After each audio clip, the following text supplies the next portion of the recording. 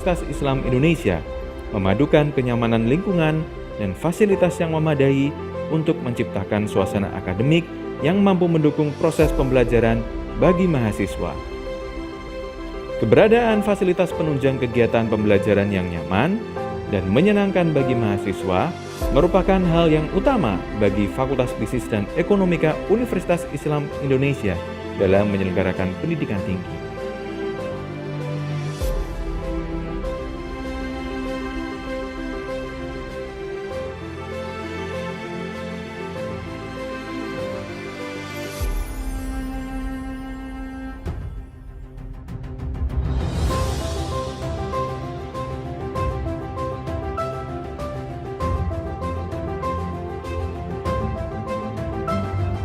Fakultas Bisnis dan Ekonomika Universitas Islam Indonesia juga berkomitmen untuk mengembangkan bakat dan minat mahasiswa. Untuk mendukung hal tersebut, Fakultas Bisnis dan Ekonomika Universitas Islam Indonesia menyediakan berbagai fasilitas yang mampu mendukung pengembangan bakat, minat, dan inovasi mahasiswa.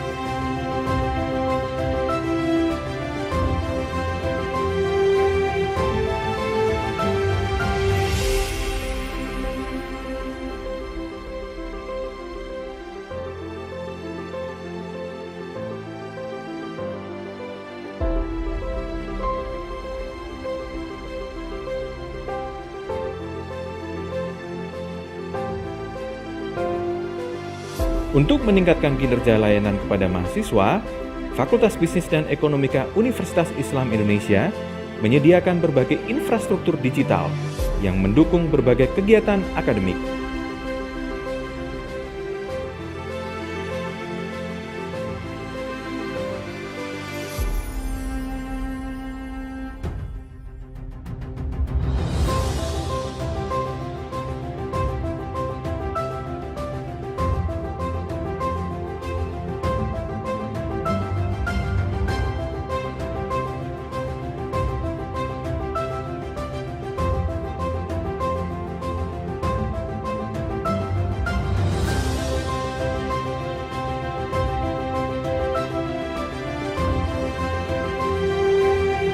Semua fasilitas fisik dan digital yang dimiliki oleh Fakultas Bisnis dan Ekonomika Universitas Islam Indonesia merupakan cerminan komitmen untuk senantiasa memberikan layanan yang terbaik untuk terus tumbuh menjadi perguruan tinggi terkemuka dalam bidang bisnis dan ekonomi di Indonesia.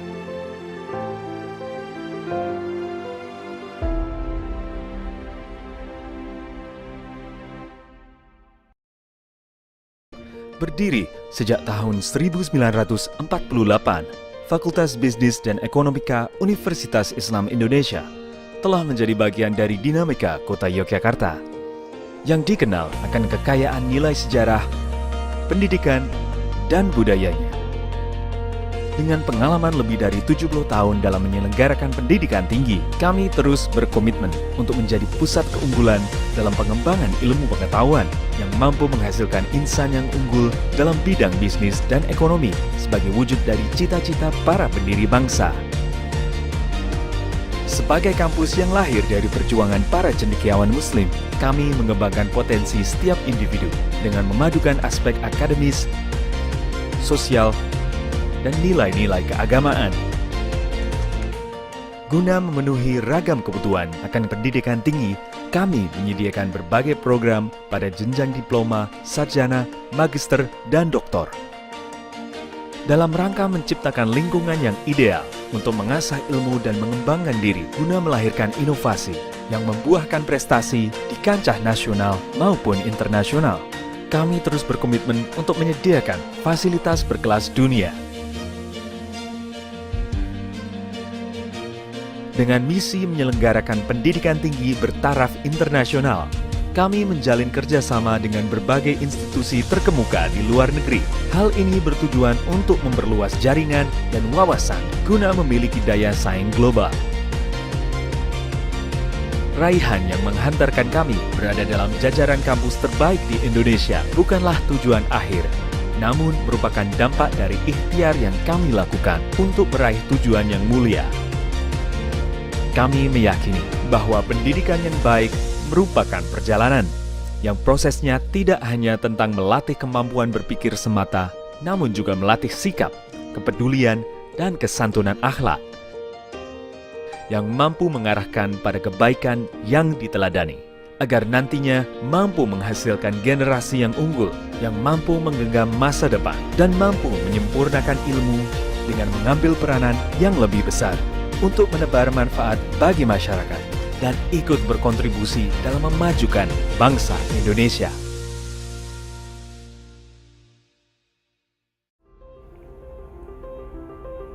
Sebagai kampus yang sangat berpengalaman dalam menyelenggarakan pendidikan tinggi, Fakultas Bisnis dan Ekonomika Universitas Islam Indonesia memadukan kenyamanan lingkungan dan fasilitas yang memadai untuk menciptakan suasana akademik yang mampu mendukung proses pembelajaran bagi mahasiswa.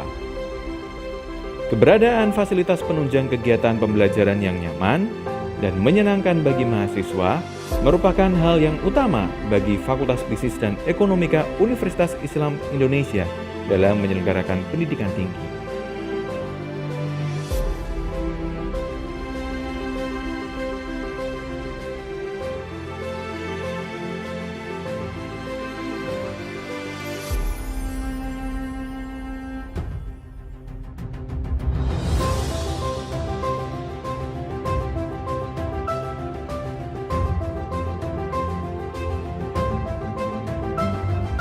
Fakultas Bisnis dan Ekonomika Universitas Islam Indonesia juga berkomitmen untuk mengembangkan bakat dan minat mahasiswa. Untuk mendukung hal tersebut, Fakultas Bisnis dan Ekonomika Universitas Islam Indonesia menyediakan berbagai fasilitas yang mampu mendukung pengembangan bakat, minat, dan inovasi mahasiswa.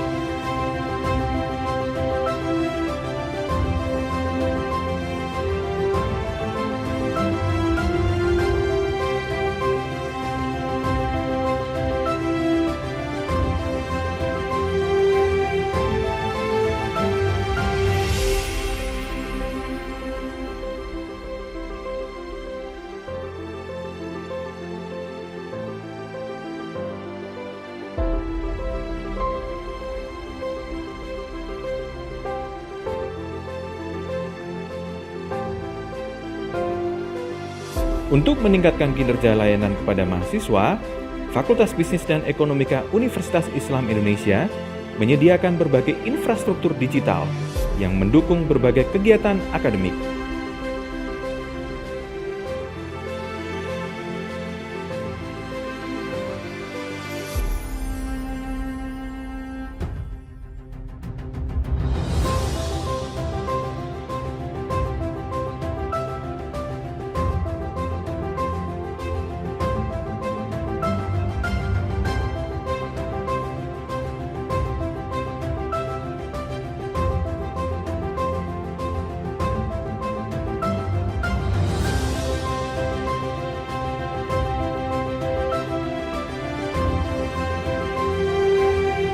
Semua fasilitas fisik dan digital yang dimiliki oleh Fakultas Bisnis dan Ekonomika Universitas Islam Indonesia merupakan cerminan komitmen untuk senantiasa memberikan layanan yang terbaik untuk terus tumbuh menjadi perguruan tinggi terkemuka dalam bidang bisnis dan ekonomi di Indonesia.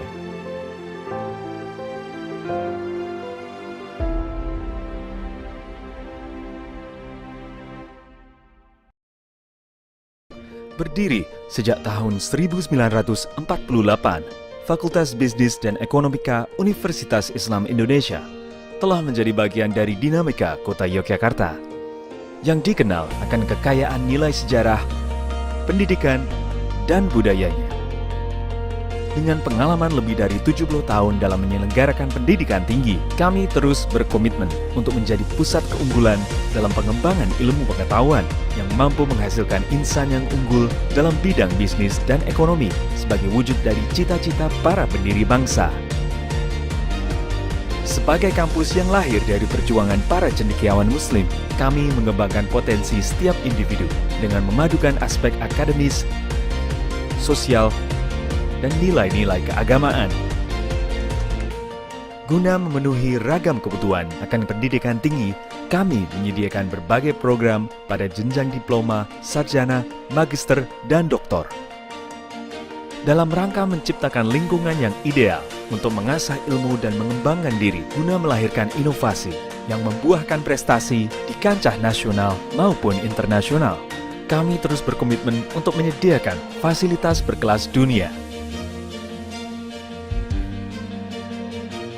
Dengan misi menyelenggarakan pendidikan tinggi bertaraf internasional, kami menjalin kerjasama dengan berbagai institusi terkemuka di luar negeri.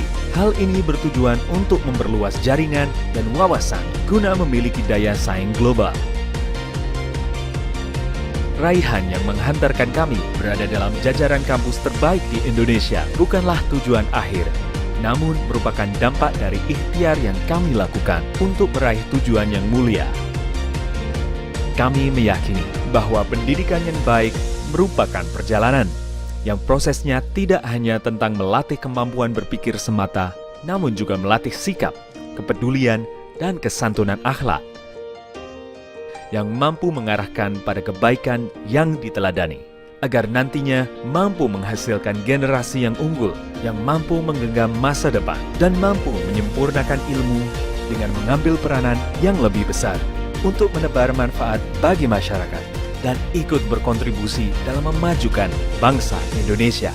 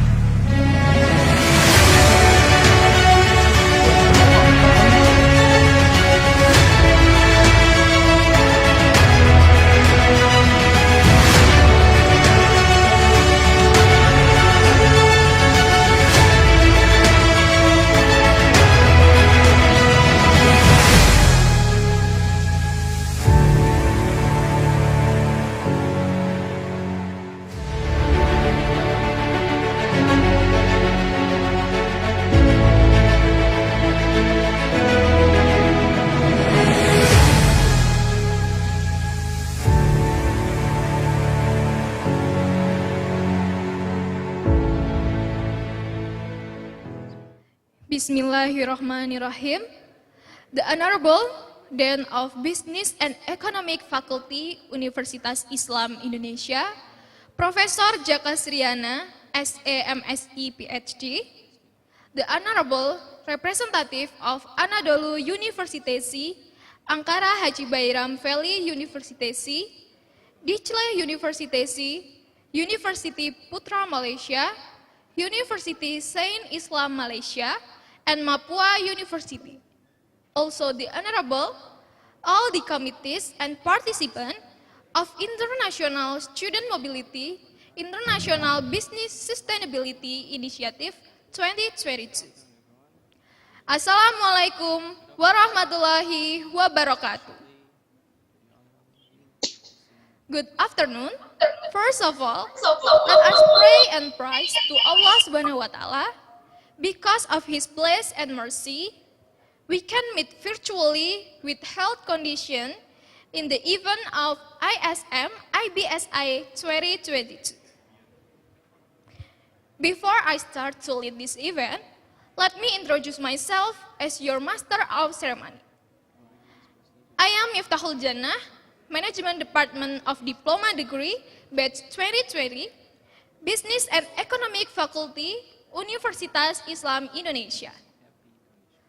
Ladies and gentlemen, participants of ISM IBSI 2022, on this night occasion, let me deliver the structure of International Student Mobility, International Business Sustainability Initiative, Wednesday, 23rd, 2022 as follows. First, opening. Second, general lectures with the theme, After COVID-19 Pandemic, What's Next? Ladies and gentlemen, let us open our event by reciting Basmalah together. Before going any further, let me read several rules of this event. Rules during ISM IBSI 2022. First, all participants are compulsory to turn on their camera. Second, all participants need to mute their microphone during all sessions. Third, participants can ask by clicking the raise hand feature and waiting for MC to allow you to speak or typing it via chat box. Now, we step to the main agenda of today, namely general lectures after COVID-19 pandemic, what's next?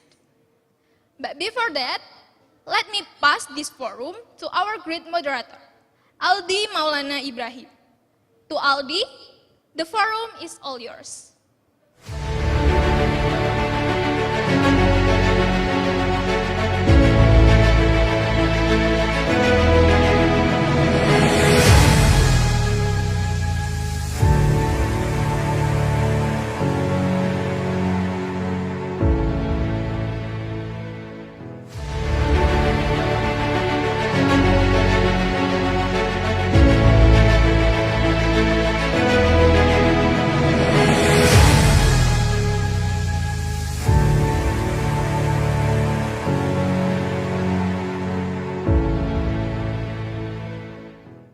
Thank you, Ms. Miftah, for the time. Assalamualaikum warahmatullahi wabarakatuh.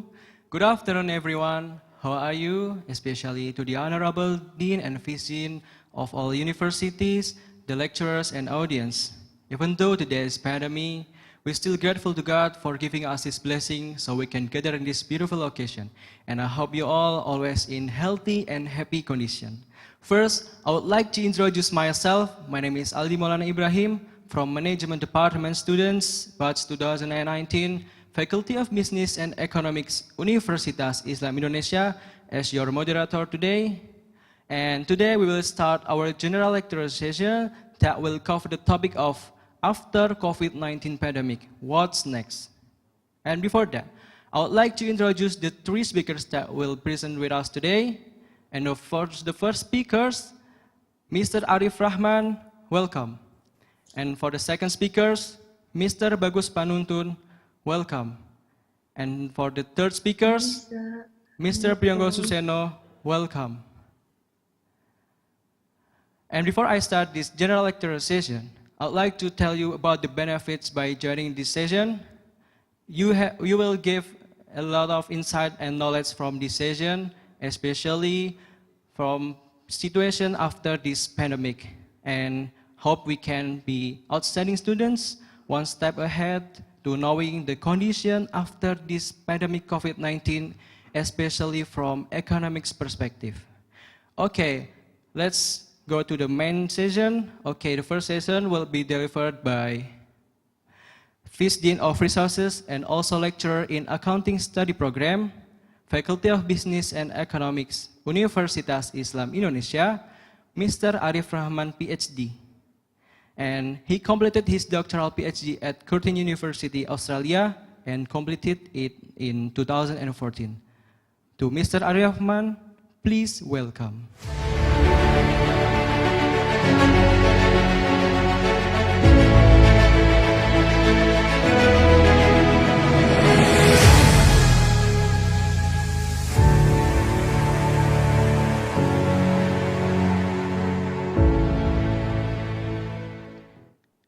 Okay, we have Mr. Arif Rahman with us today. How are you, sir? Yeah, I'm fine. Thank you, Aldi.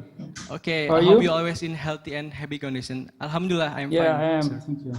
Okay, without further ado, let's start our first session. The time will be 25 minutes, sir, and I will notify Okay. you when the time is up. Over to you, Mr. Arif Rahman. Okay, thank you. Assalamualaikum warahmatullahi wabarakatuh. Waalaikumsalam warahmatullahi wabarakatuh. Before I start my presentation, please allow me to express my gratitude to the committee from Universitas Islam Indonesia, also from our partners, UPM, USIM, Ankara University, Anadolu University, Dichle University, and Mapua University. Thank you for having me today. It is my privilege, it is my honor to share with you. And of course, we will have a fruitful discussion. And it is also very important for me. Today we are going to discuss about the world after COVID, yeah, especially in the context of accounting. I will share my presentation. Wait. Okay. Can you see my presentation?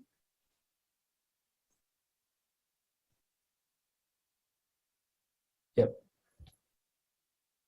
Okay, dear participants, I'd like to discuss about the impact of COVID on accounting and financial reporting. From the COVID pandemic, we learned that first we should be prepared for the unexpected. Yeah. And then the pandemic also encouraging collaboration. And then also digitalization, the state, business, and society. And then promotion, modern ways of working, and also urgency of continuity plans. We are going to talk about this, each of these topics later on. Yeah. First, we should be prepared for the unexpected. We know that during this pandemic, we experience kind of roller coaster situation, right?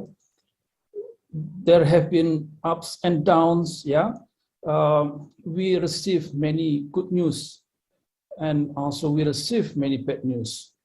So during this pandemic, COVID-19, we saw that all industries actually are affected by this pandemic.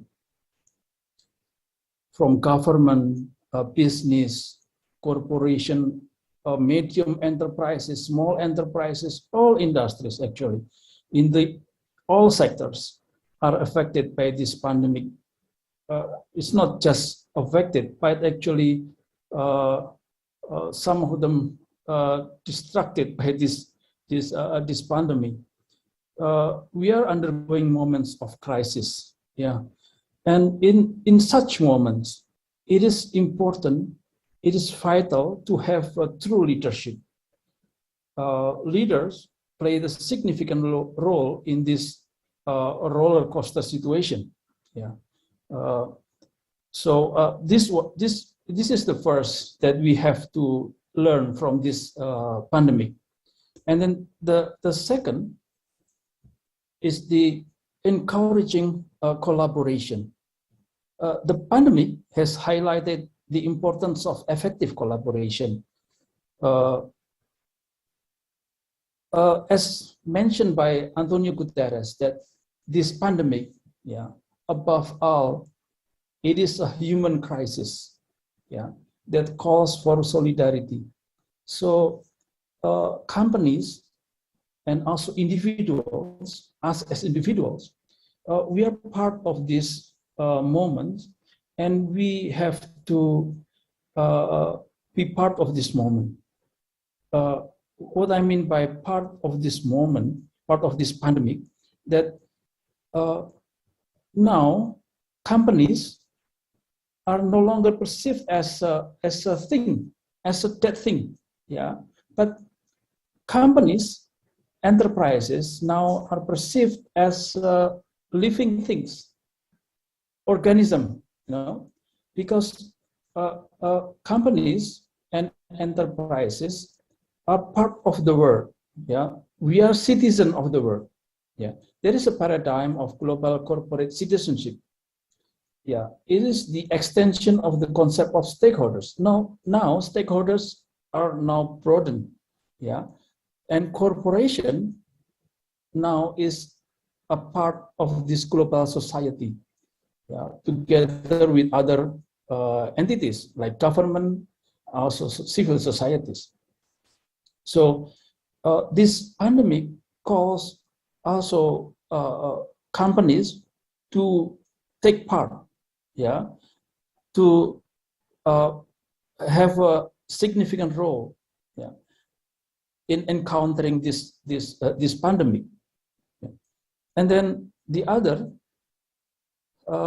lesson is digitalizing the state, business, and society. We have seen that this pandemic speeding process of digitalization in many aspects. Yeah, we didn't think that we will have this kind of forum, right? Student mobility without physical mobility. Yeah, we now have the opportunity to meet our partners, our brothers and sisters virtually, and also we now have opportunities to deliver the lectures, yeah, virtually. So this kind of opportunities are now speeded in this pandemic. Yeah, this pandemic transform actually the way organizations operate, yeah, in many areas.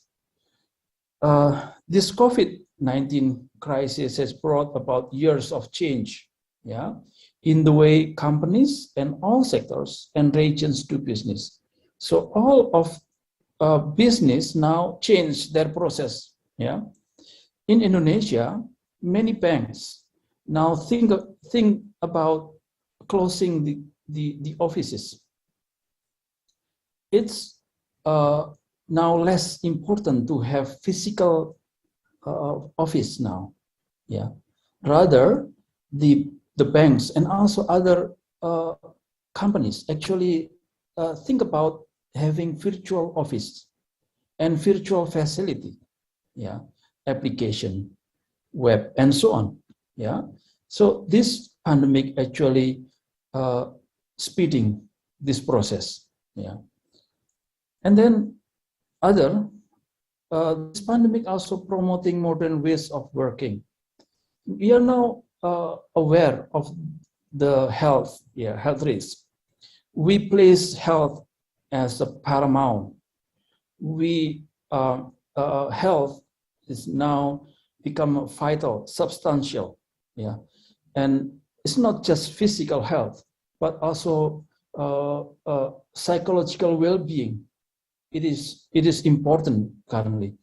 So for the employers, for the companies, we should pay attention of this issue, the health, the psychological well-being of our employees.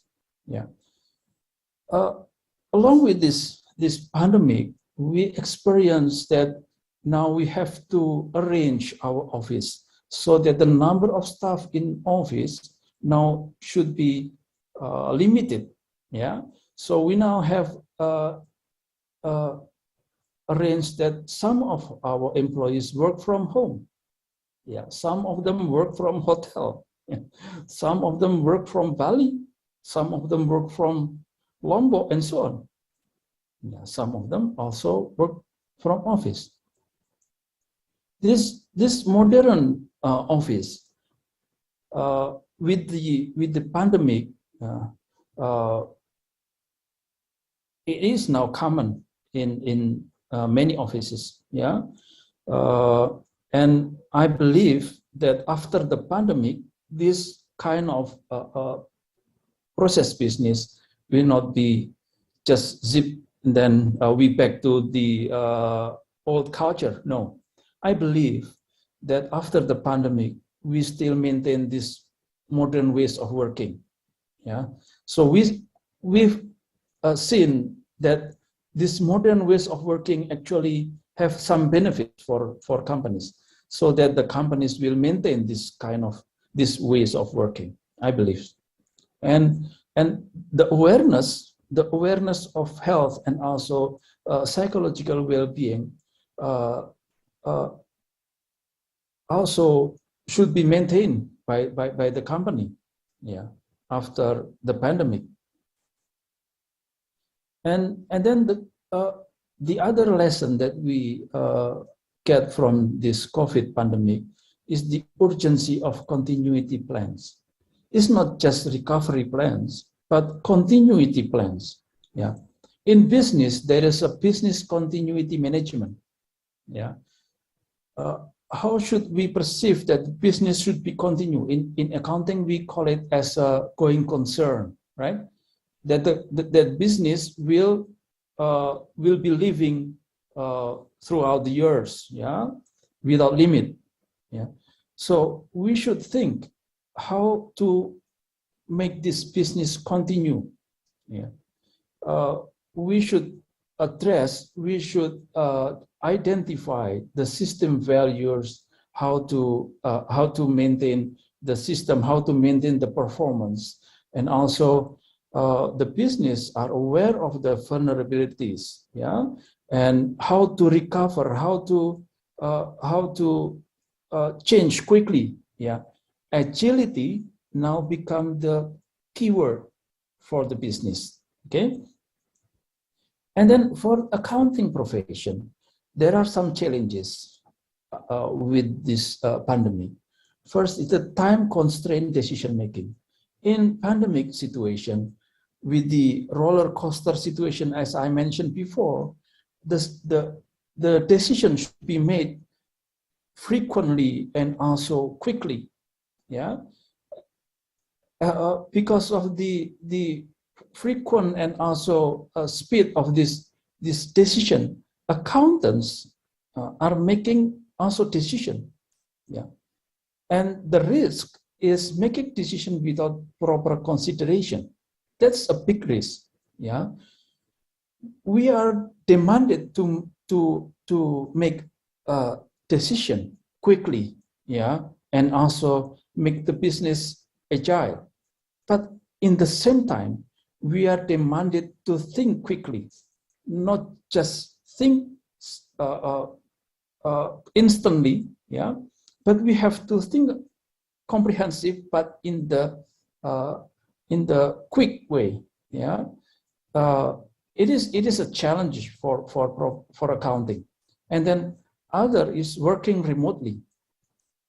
With this limitation of mobility and also the number of people in the same place, so we have to work remotely. Auditors, for example, they have to work remotely. Now we move from paper-based audit to paperless audit, and other working process. Now we have to do it remotely. Yeah, tracking the work progress of the staff. Yeah, now I'm supervising also auditing process in companies, yeah. And during this auditing process, we haven't been meeting, yeah, in the physical meeting, yeah. We used to make a virtual meeting discussion and also audit process, yeah, using application, using Zoom and also other virtual facility, yeah. That's actually also encourage the accountants to speed up and also to adjust with this new situation. And then reduction of employee number. In many organizations, yeah, we are facing economic downturn, yeah, and we are forced to lay off some of our employees. It is actually an emergency exit, of course, that we all doesn't want to use this scenario, but we are forced. Also, for some accountants, yeah, we experience this downturn and we have to reduce the employee as well. And then the increase in fraud, yeah. Most of the work in the accounting profession, yeah, now has gone online. Yeah. And along with this trend, many cybersecurity related frauds are arising, yeah, with this online business, online transaction, and so on and so on. So it encouraged the individuals to take opportunity, and of course, as an accountant, we also are encouraged to adjust and to improve our ability to adjust with this trend and also overcome, yeah, this challenge. And this pandemic situation for all of this company, another keyword is liquidity, yeah. In the crisis moment, liquidity is paramount, yeah, liquidity. Companies should maintain its liquidity. Liquidity is just like blood in the body, yeah. For companies, it is important to have a liquid asset, yeah. So in the first step, companies should respond and protect the liquid asset, yeah, and companies should disclose, yeah, disclose in transparent ways to the users and financial statements about their condition. It is important for companies to maintain their communication with the stakeholders, yeah. Financial reports, financial statements, disclosure are the way how the company communicate with the stakeholders, yeah. So companies should disclose in transparent ways, yeah, and then recover how the companies should secure liquidity, yeah, liquidity, how to maintain the liquidity and provide additional funds, yeah. And then the third is thrive. Companies provide investors and other relevant stakeholders with forward-looking information, yeah. Some forecasting, yeah, and estimation should be made by companies and should be communicated to the stakeholders, yeah, in transparency and open ways to the stakeholders. And then this pandemic and corporate governance, this is an issue for accountants, yeah. We move online. Trends such as agile working, e-commerce, yeah, digitalization and automation have taken a significant leap forward as a result of the crisis. And this trend is not going without risk, of course. And as an accountant, and we have an issue in this corporate governance. Yeah, this issue brought us a new reality to which business must continue to adapt. Yeah, we have to adapt. We have to adjust with new trend. Yeah, new trend will have implication for corporate governance, including data security, data privacy, supply chain management, and other issues. Yeah, and should be overcome by the structures of corporate governance, like commissioners, yeah, directors, yeah, audit committee, and so on and so forth. And then balancing the needs of stakeholders. For many business, the pandemic has presented unprecedented challenges, yeah, for their employees. So, company should balance the needs of the stakeholders. We have to maintain the relationship with the employees, with the customers, with the vendors, and also other stakeholders. We have to balance the needs of all of the stakeholders. It is a challenge, yeah. And as accountant, we have to make decisions, yeah.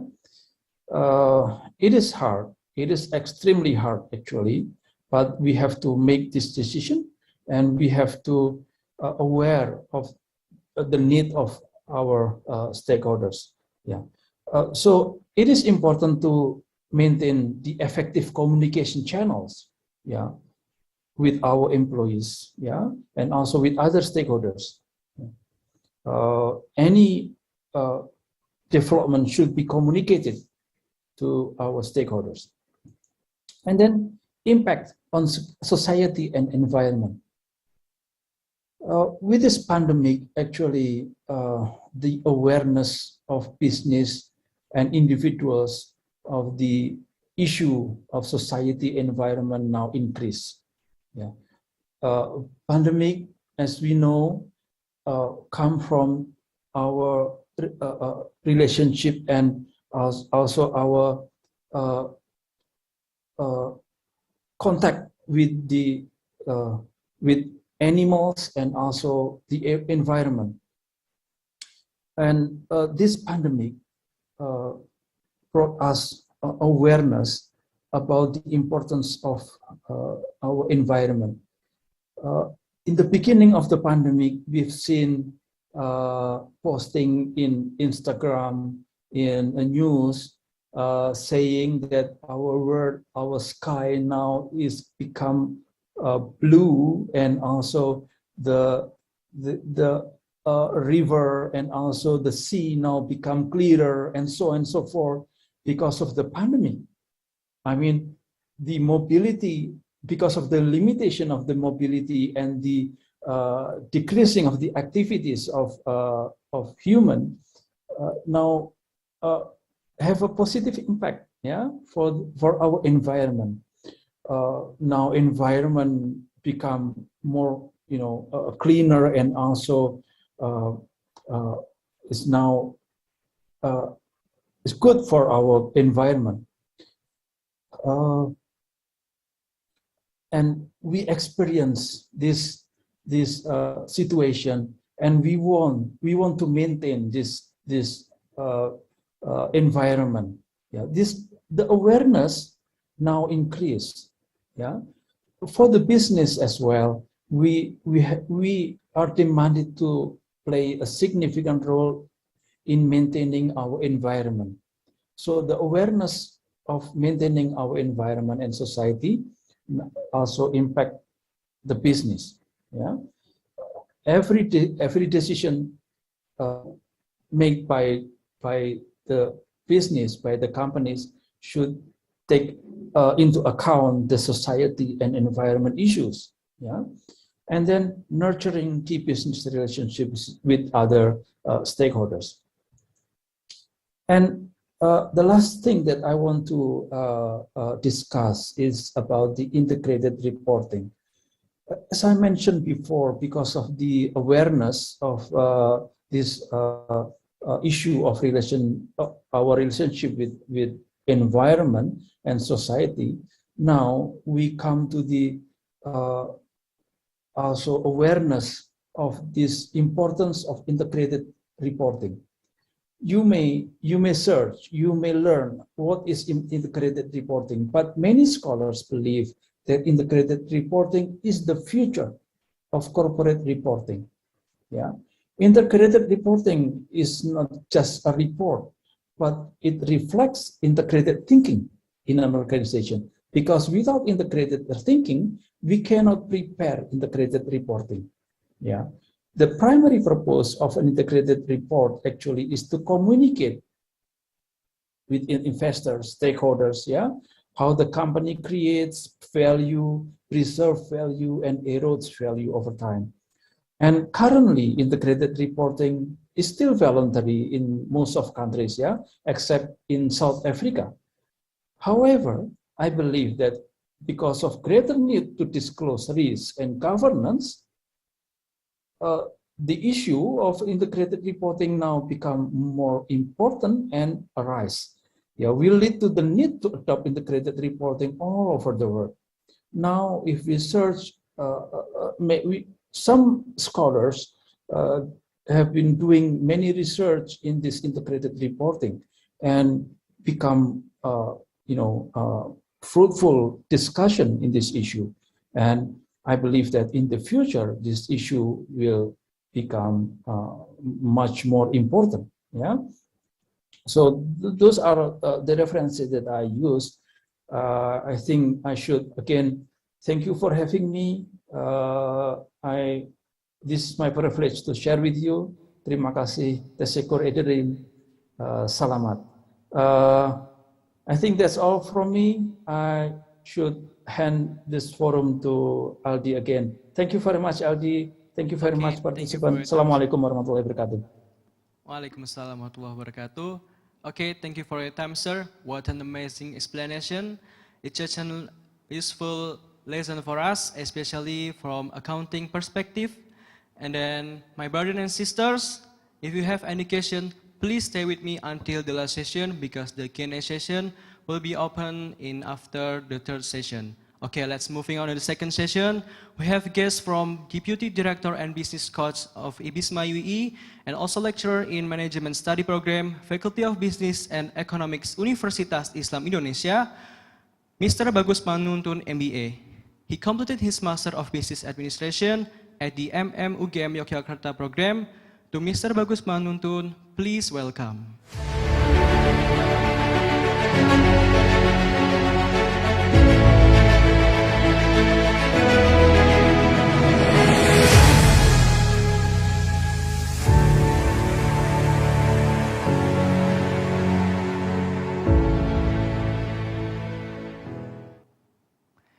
Okay, we have Mr. Bagus Panuntun right here. How are you, sir?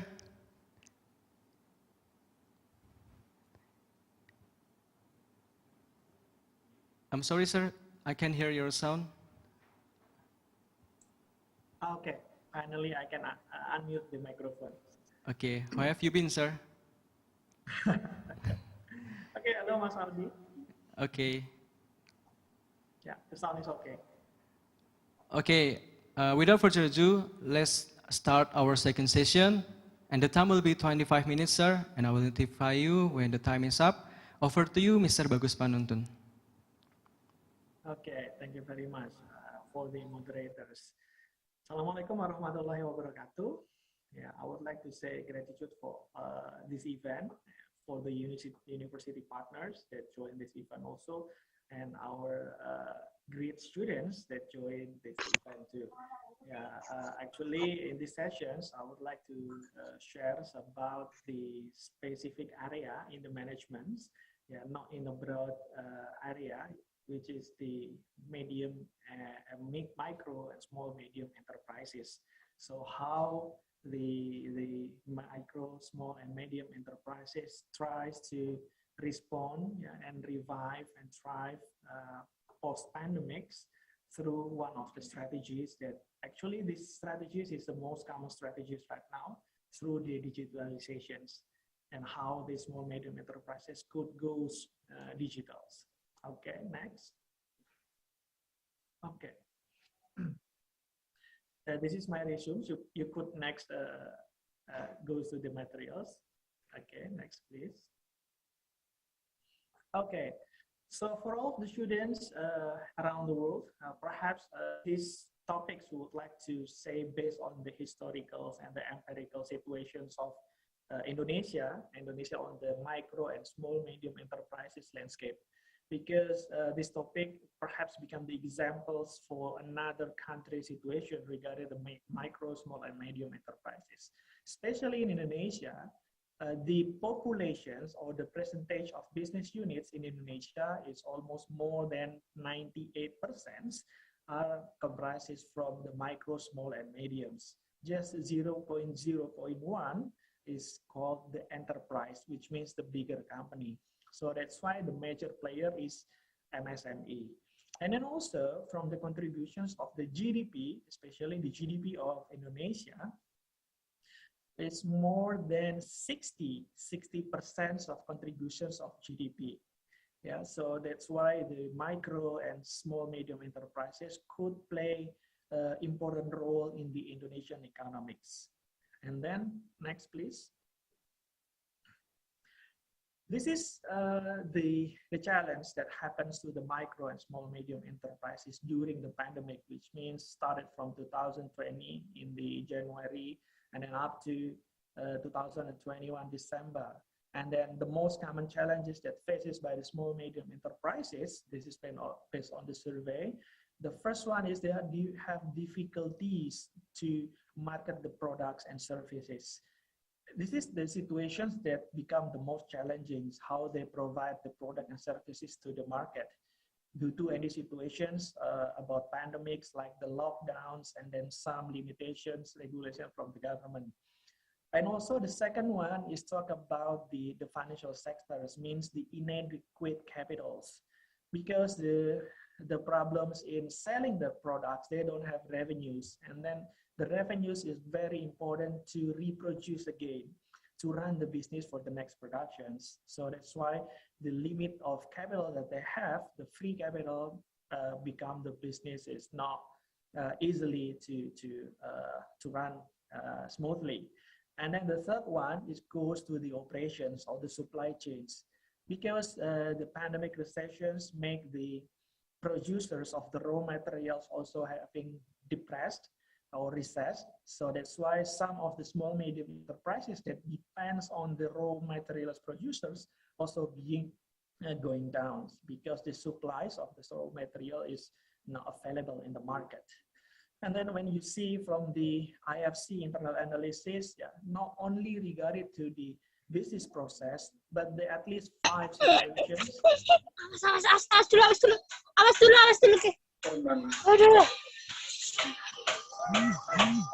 There is 5 situations that become the challenges.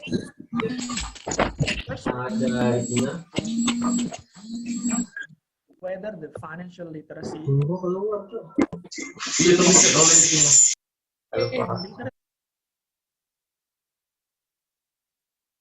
human resources also. And then comes from the business. When the revenue goes down, profitability become the business also going down and poor. And then another one is talk about the credit data. Usually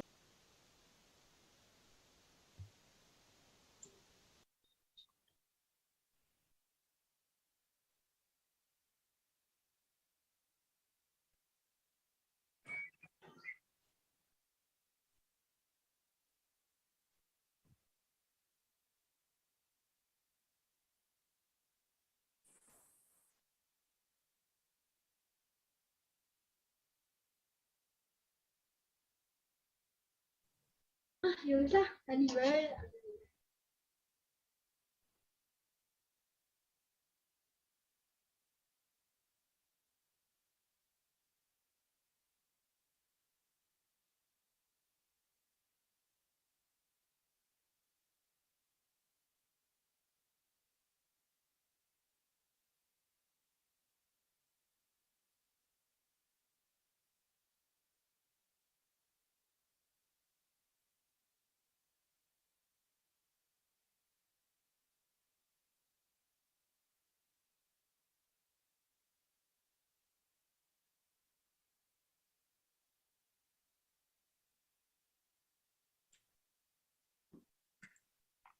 Okay, check sound.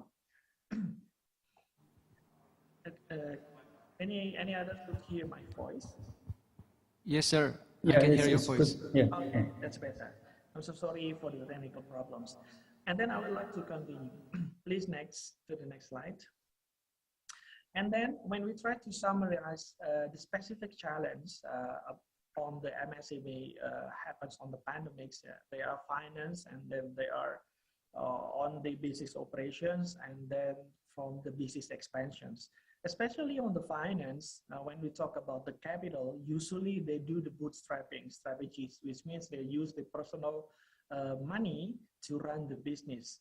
But when they try to build the business with another external resources, they try to do the loan process, for examples. Usually the financial services are looking for the collateral from them. And then this is the problems. Usually the SME is not having the good collaterals.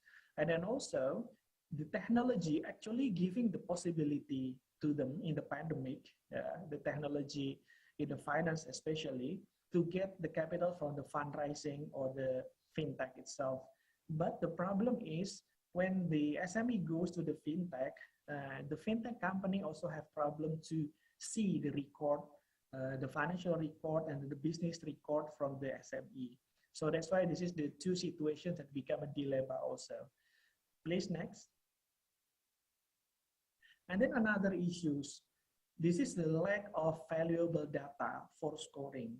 And this is talk about the financial literacy. Another situation happens. For example, they try to do the recording in the financial transactions, then they try to transfer digitally to like the Microsoft Excels. But the next problem is after the recording, they cannot use this recorded data for the strategy of the business. They can do a recording, but they cannot maximize or optimize it for another strategies. And then also the decline of purchasing powers become the more common issues. Please next. And then the business operations. Like the slides I said before, there are problems in the raw materials, which means there are problems with the supply chains. This is from the situation that more than 90% actually they are having supply checks. It means the problem with the suppliers. And then on the right sides of the tables, you could see also experiencing an increasing of price in the raw materials also, because the demand and supply will create a new volatility of price. And then please next. And then on the business operations, actually COVID-19 become a catalyst and then try to accelerating the business, shifting from the offline to the online. Actually, it happens too. Yeah, and then millions of small, medium enterprises in Indonesia try to shift on the technology online services. But the problem is not every business fully use every technology that provided. And then you can see from the table, it's only 54% of the MSME are experiencing using the digital tools. Yeah, more than 40% haven't experienced using the digital tools. And then this is the 5 most common use digitals for the micro. Yeah, they use social media, and then they use the e-commerce for buying, and then they use the video streamings. Also, for example, for capacity building, they use the online educations and e-commerce for selling. So just only a small limited social digital footprint that exists. Because this is the small medium enterprises, there are some limitations. They can use it, but they cannot create the content. Yeah, that's the challenge from the technologies. Please next. And then another micro and small medium enterprises are trying to promote their products, but they try to using the marketplace, but some of the marketplace that provide it usually have a fee for any transactions. And this kind of fee could be different for each marketplace. And then the SME would like to to see back with their financial and cash flow situations. Actually, the more higher of the reach of the market, usually they should prepare for the cash flow to pay the services of marketplace. This is all become the challenge. And then from the managerial perspective and the business strategy, the limitation of technology implementations, usually there's some missing out on opportunity in data optimizations. These data optimizations, perhaps it become the next steps of the financial literacy. So this situation become the challenge. And please next. And this one is the business expansions.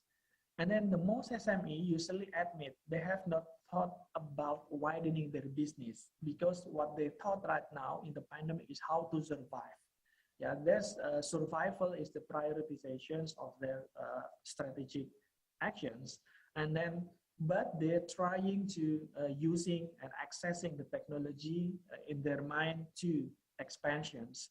But actually, the exposures of digitals, some still limited, like the data I said before. And then usually they really start from zero, because the digital literacy is quite low, but they have to adapt with these new technologies. Okay, then next, please. This is the survey. Actually, they need some parties to help the SME to expand and then increase the growth of the business. Actually, the technology that exists is already provided by the startup company. And then the startup company, there are a lot of startups that provided on become the what we call the catalysts of the SME environments actually, and they could use the service from the startup, the SME, which means. And then from the survey, yeah, the first consideration why SME using the startup, like it should be suitable with their needs. Yeah, this is so that's why a lot of startups trying to close with the customers, for example, the B2B customers for SME, and then they create really based on the needs of SME.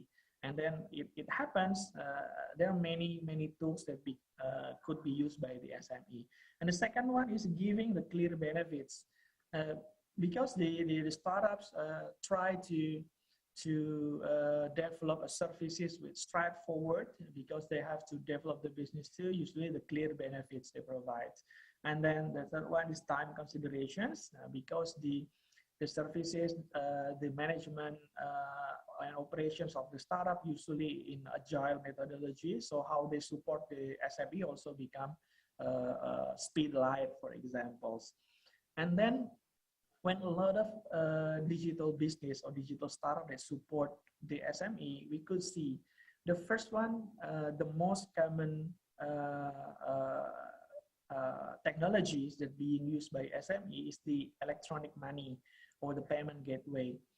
And then this is the entry point of the SME to enter the digital ecosystems. And then the second one is the logistics, because they have the problems on market and delivery the products in the logistics. The startups that comes in logistics really helpful for the SME. And the last, the top three is e-commerce. E-commerce really helpful the startups on selling the product. So these three platforms could be used for the SME, for the next SME, to boost their business. Please next. And then this is the summary on the common challenge in micro enterprises. Yeah. And then the strategy. So the strategy that the micro enterprises could do, for example, focusing on product innovations. Yeah, because there are some shifting of characteristic in the business, and then the situations of the customers also, and then the competitions become the different stage, the next stage. So product innovation is very important. And then the second one in how to get the cheaper raw material resources. So getting the cheaper material resources will decrease the the cost of productions and then giving a bigger profit margins. And then for the next one is tech empowerment or technological empowerment. So please, for the SME, due to a lot of services they provided from the startups, and then technology also is being easily to be accessed, please do the technological empowerment on the business. Please, next. And then this is a record, the common payment method used by the customer. So actually our customer also shifting their payment behavior. We could see on the micro business, the biggest payment method happens on the on the micro is on the bank transfer. Yeah, they are 36%. But on the small business, usually the most common method are using like the bank transfer and cash. Yeah, and the medium business, usually the bank transfer. So it's important to increase the what we call the literacy and cooperations with transaction with the bank is also important.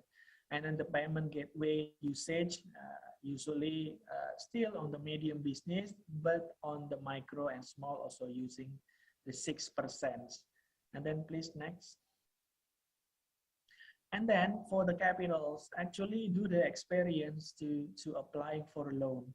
Actually, yes, for the small enterprises, they experience to try to get a new loan. And then for the micro, 62%, they still strive from their own pocket or bootstrapping. But on the medium business, they try to look for external sources of funding. And then what is the purposes of the loan? Because the loans become the expenses, they have to use it wisely. And then this is the most common purposes from the SME during the pandemic, because the sales is going down. They try to go deeper to the internal to do the innovation on their products. And then they try to develop their products. So that's why usually when they try to look for a loan is try to increase the product innovations. And then the second one is they try to focus on the supply chain, especially on the input in the supplier. They focus on that one, because on the buyers, there are some recessions from the buyers. Yeah. And then these two purposes actually could become a strategy, a strategy to develop for the next, not only the product innovations and the raw material, they could for another purposes. And then please, next. And then by optimizing the digital solutions, actually there's already a lot of digital solutions provided. Yeah, not only talk about electronic payment, only talk about the logistics. Yeah, actually in the marketings, they could optimize the digital marketings. There's a lot of providers or digital solutions, even in illegal, and then intellectual property protections, for examples, and then also in the finance operations, they could use many technological solutions out there. And then also in the size of in the area of the government, actually the government could optimize the regulations and the assistance. And then which part they focus, for examples like the investments and the financings, how the government try to make it easier, the situations, to make the investment situation is conducive, and also the regulations of the financing company to make it easier to finance the SME. And also regulations like the human resource empowerment or development. Government also have the possibility to create an assistance program actually, which is the national program or regional program. It could be supported by the government. And also the supply chains. So the collaborations of the government between the government and supply chains company, the supply chains company become the solutions also to make it easier the SME to selling the products and the partnership and expansions. Next, please. this is the examples, the digital startup ecosystem that support the micro and small medium enterprises in Indonesia. There's a lot of brands, focusing on the financial support, logistics support, operational and business support, even like the business expansion that helps the SME to expand and then scale up their business. It's available out there. And then supporting on the legal and supporting in Go Digital, how they help the SMEs focusing on digital. So the challenge next is how the SME could optimize, the digital solutions providers that already exist. We hope these situations, this pandemic situation is not giving what we call bad prospects of the business. It should be take an opportunity to shifting the business models of SME become more technology and digital literacy, because it helps a lot for business upgrades and then the business scale ups. Okay, the next please. Okay, I think that's the last one, the last slide for me. Thank you very much for the opportunity. For the next question and answer, perhaps will be guided by moderator. Thank you very much. Assalamualaikum warahmatullahi wabarakatuh. Waalaikumsalam warahmatullahi wabarakatuh. Thank you for your time, sir. It was such an amazing explanation for you, and hopefully we can learn from what you explained. Okay. To do all the participants, please stay with me until the last session, because the Q&A session will be open after the third session. Okay, let's moving on the third session of speaker today, general lecturer, and the guest is from Director of Center for Islamic Finance and Development Studies, and also lecturer in Economic Study Program, Faculty of Business and Economics, Universitas Islam Indonesia, Mr. Priyonggo Suseno, PhD. And he completed his PhD studies in Islamic Finance in Schiaf, Malaysia. To Mr. Priyonggo, please welcome.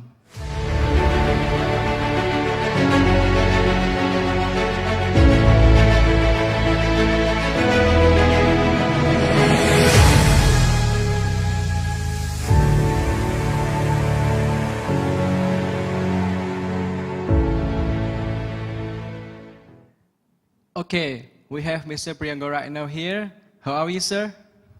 Alhamdulillah, I'm really well. My young brother Aldi. Alhamdulillah, I'm fine too. Okay, I hope you always in healthy and happy condition, sir. Okay, without further ado, this is the last session of today's general lecturer.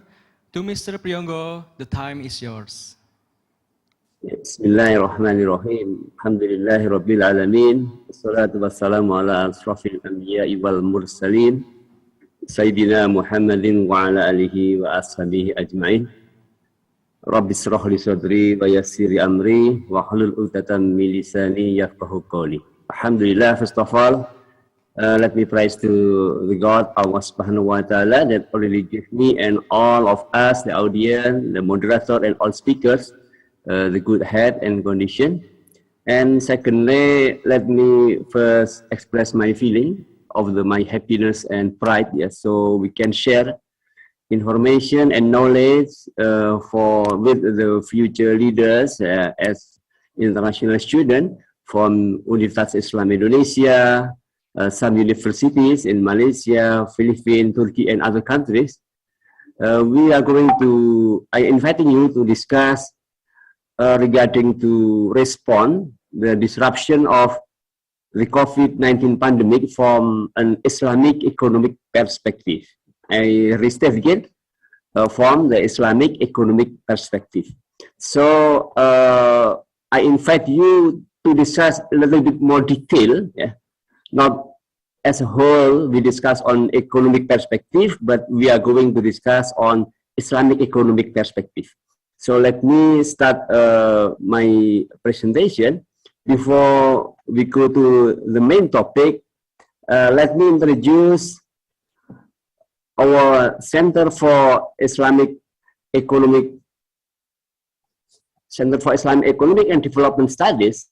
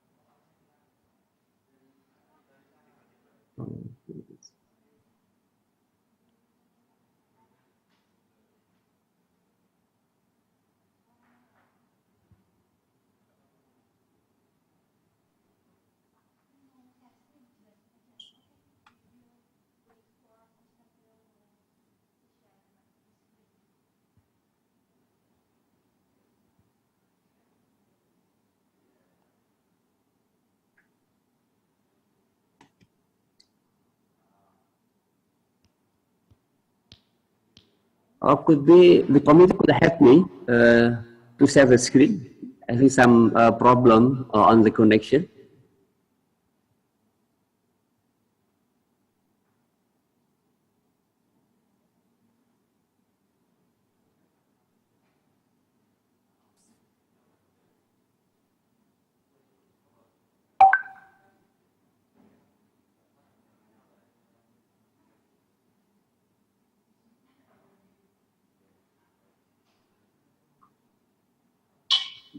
Yeah.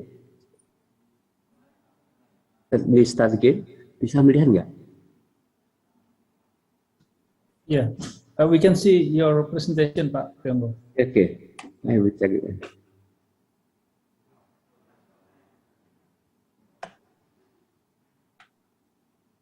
Okay, Alhamdulillah.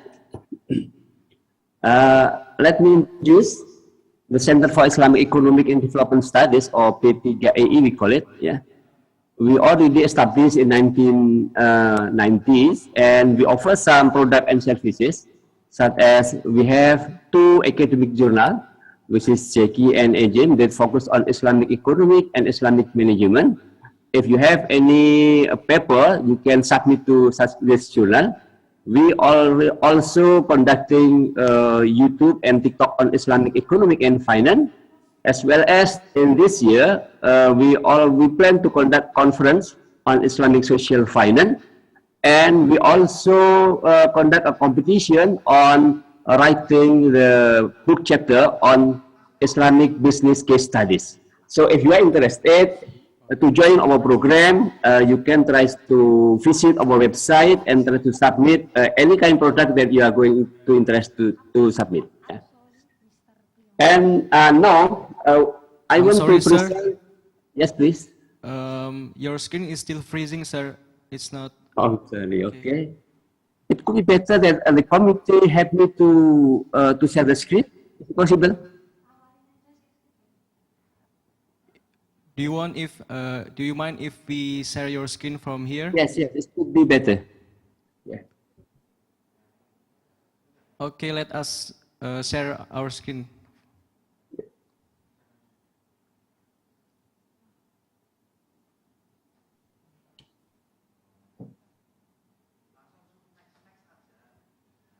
Or you can next the screen, sir.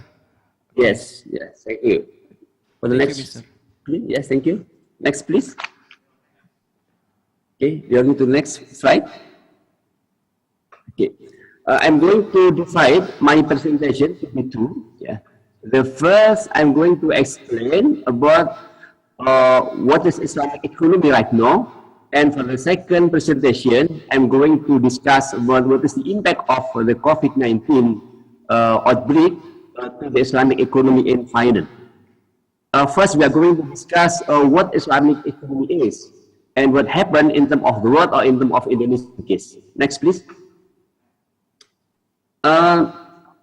Islamic economy basically already initiated in 1980s, yeah, starting from the Middle East countries, especially when the Islamic Development Bank, or IDB, established in 1976, and gradually Islamic finance grows up to be more have more various sectors.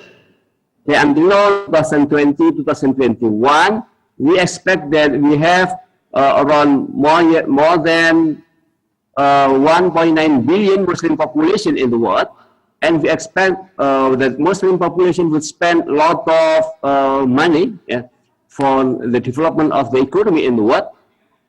There is the growth of the Islamic economy, especially Islamic finance, already maybe more than the conventional one.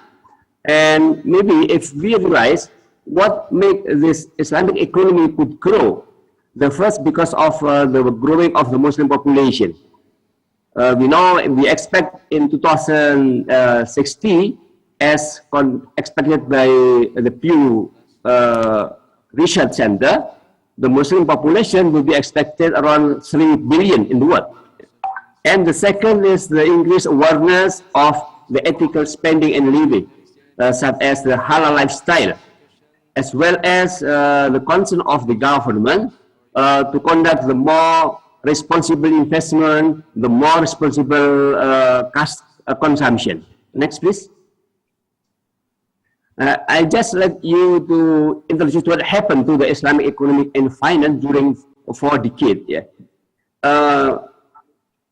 When it started in 1980s, we just mimic the conventional counterpart, which is conventional finance.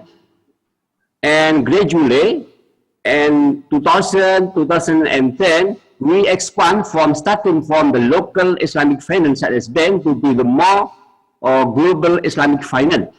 And what happened right now, 2020s, we already expand not only in Islamic finance, but also we already adopt Islamic finance technology, Islamic digital finance, as well as non-Islamic finance. I mean non-Islamic finance sector, but also such as halal industry, halal tourism, halal food, and so on. So what we get right now, next please. We are not only change the sector of the economy, but the method how to grow our Islamic economy also change. When we focus the method how to Islamize, how to make Islamic economy accepted by the society, initially in 1980s, we just replicate what happened to the conventional one to be acceptable by Muslim societies. In 2000, because the target of the market already changed, not only the more religious people, but we also target non-Muslim society that concern on ethical investment and ethical thing. Therefore, the method would change to be restructuring the Sharia compliant product. And right now, the market spread up to be wider and wider, not only Muslim and non-Muslim that concern on ethical investment, but we target the all rational investor, all rational customer, that they concern to financial analysis, they concern to risk and return analysis. So what we conduct is not only structuring the Sharia compliant product, but we already conducting re-engineering the capability of the institution. We construct, such as for example, modify the institution of Islamic bank to be the blend between commercial bank and social bank. So what happened right now in Indonesia, let's say, starting 2014, we developed not only Islamic finance, but also Islamic halal lifestyle. So next, please. So what we can show to you, next slide. What we get right now is not only Islamic finance itself, but also non-finance, as we call as halal economy. It's related to halal lifestyle, to hospitality services, to halal product, and halal healthcare. And the market started growing not only in Muslim countries such as Indonesia, Malaysia, and Turkey, but also in other countries, even non-Muslim majority countries such as Singapore and British or United Kingdom. Next, please. So what I'm going to share for you again is about in which sector the Islamic economy is really grow. Yeah. The first, we just show you around maybe 4 main sectors that contribute to the growth of Islamic finance before pandemic. The first Islamic finance itself, it contributes around 74%. The second one is halal food. Even though most Muslims understand that we have to eat the halal food at the beginning, but the halal food product contribute around 30%. And the third is modest finance, and the fourth is recreation, halal recreation. But in terms of growth, again, media creation has the higher growth compared to the halal food as well as modest fashion.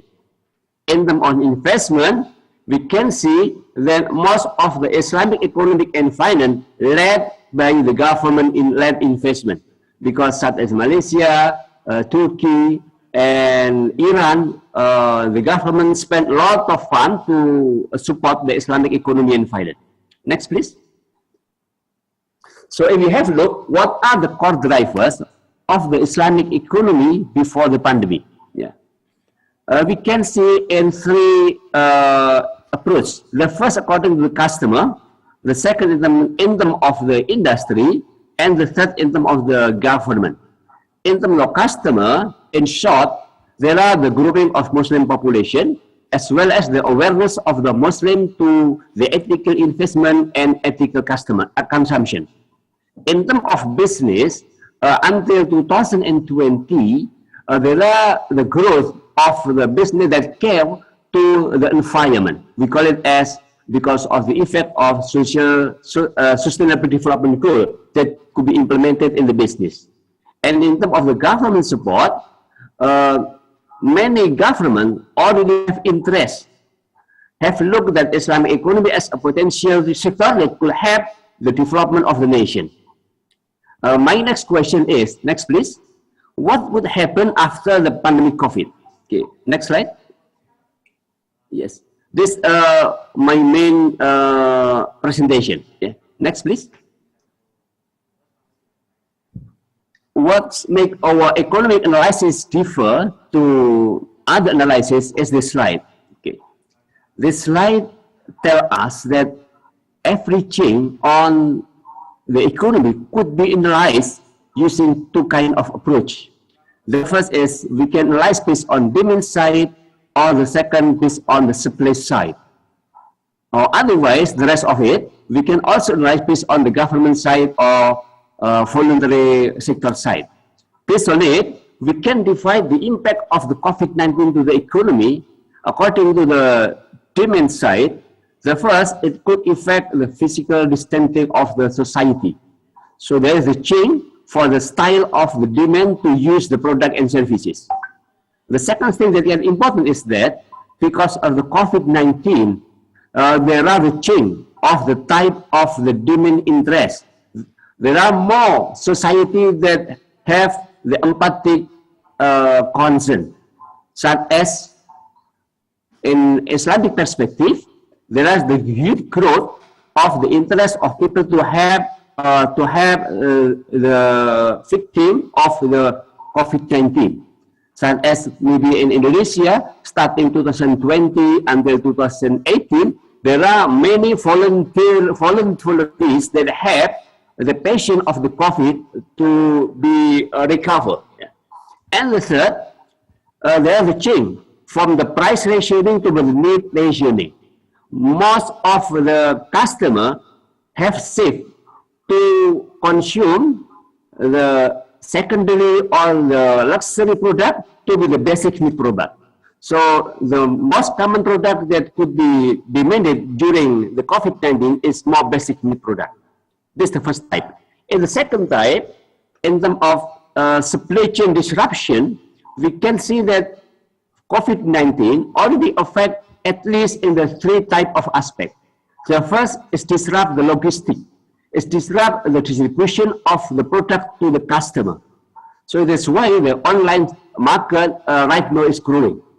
The second part, the COVID-19 already raised the higher cost, especially cost of labor, because there are many countries regulate the employee to stay working with social or physical distance. And number three is the lower capacity of the business, because the lower worker that could work in the company, therefore the capacity of the business also getting lower. Based on this impact, we can see what would happen to our Islamic economy. Next, please.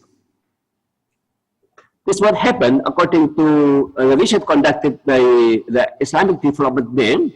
The first, it affects the export of the OIC countries.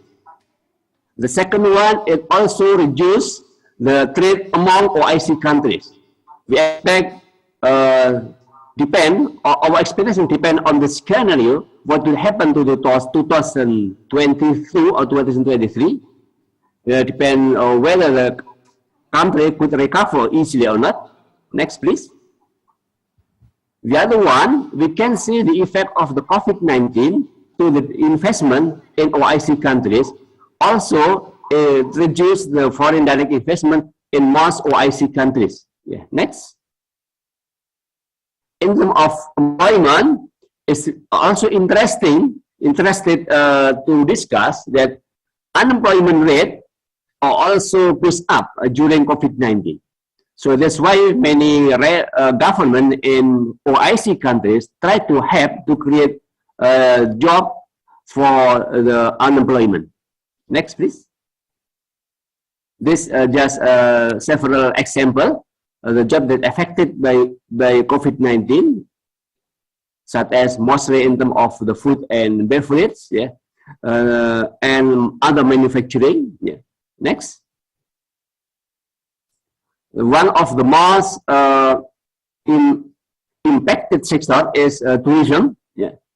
Not only in terms of Islamic tourism or halal tourism, but also the global tourism also declined drastically, either in terms of between OIC countries or among OIC countries itself. Yeah.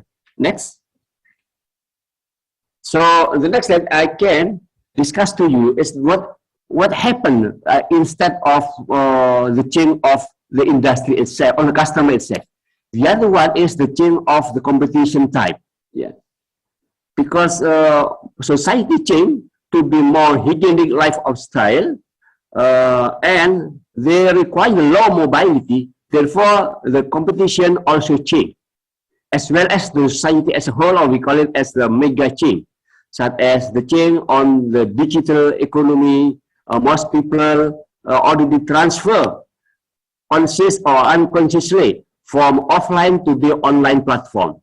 The other one, there are requirements from many countries for every customer that going to buy something, you have to comply with maybe 2 or 3 times of vaccine.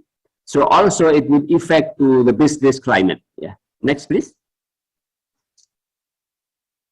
The impact on the economy already conducted, the research conducted by the Islamic Development Bank as well.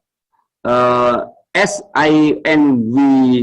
hypothesize that COVID-19 not only decline, not only reduce the economy as a whole, but also the Islamic economy itself.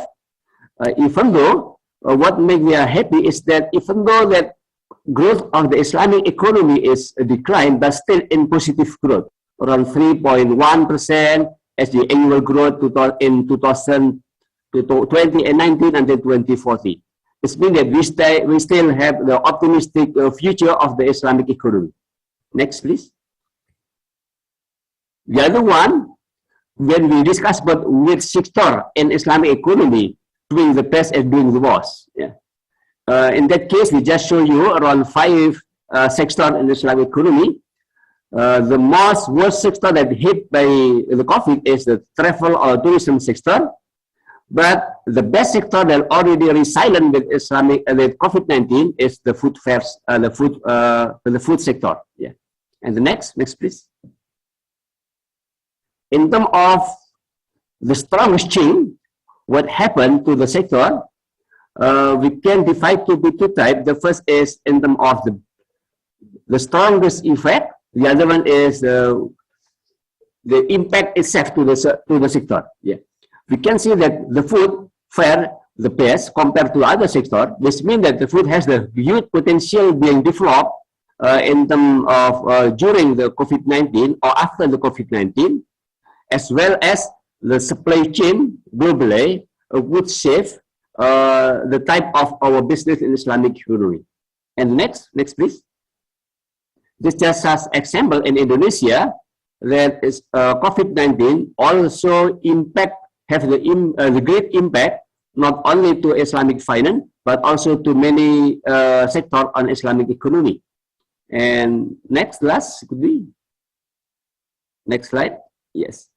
And when we have a look, what difference between before and after COVID-19, we can see some similarity drivers as well as some different. Yeah.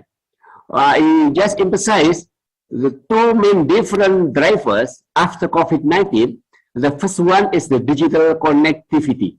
Even though the digital connectivity already happened before COVID-19, but COVID-19 strengthened the effect of the digital connectivity to the Islamic economy as well as Islamic finance. And the other one is the government regulation. After COVID-19, the role of the government to lead the Islamic economy become higher and higher. Many governments such as United Arab Emirates, Malaysia, and Indonesia as three of the countries in the world that their government play a great role to support Islamic economic and finance.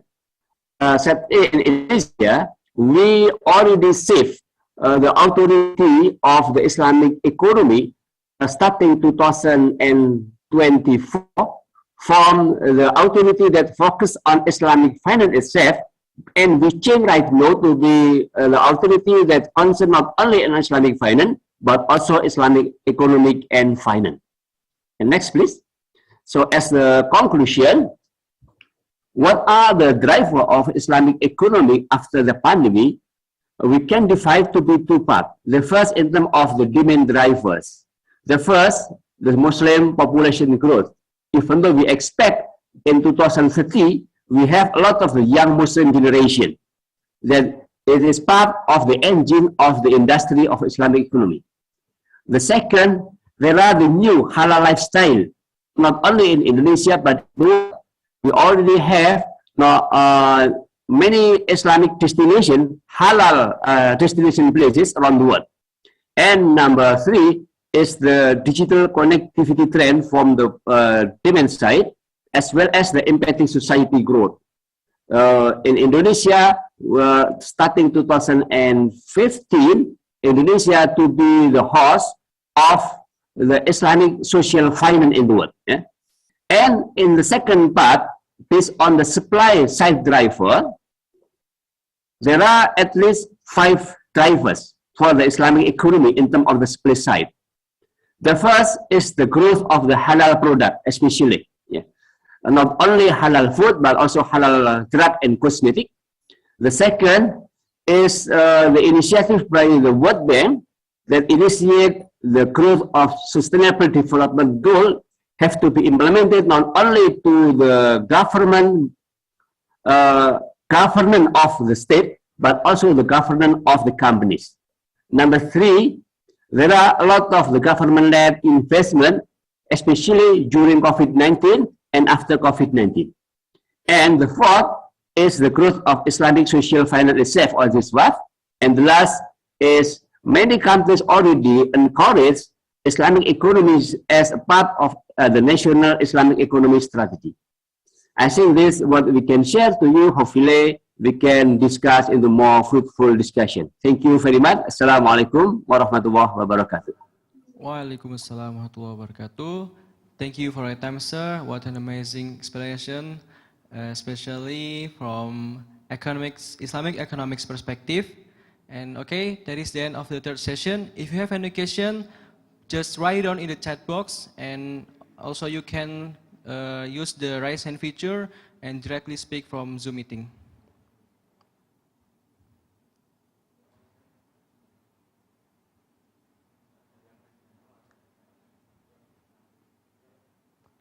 Okay.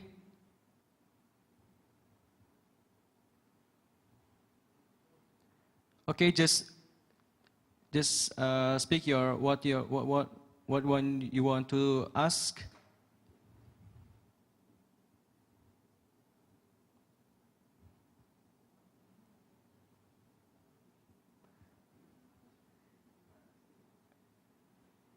We can't hear your voices.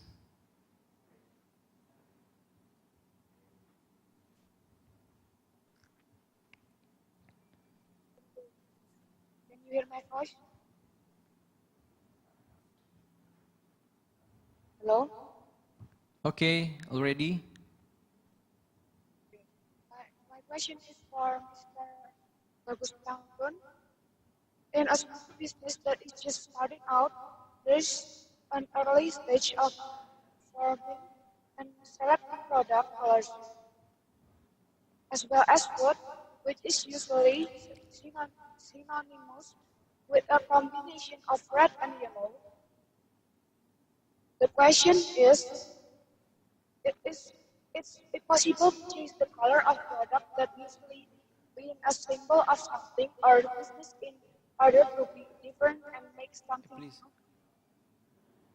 That is my question.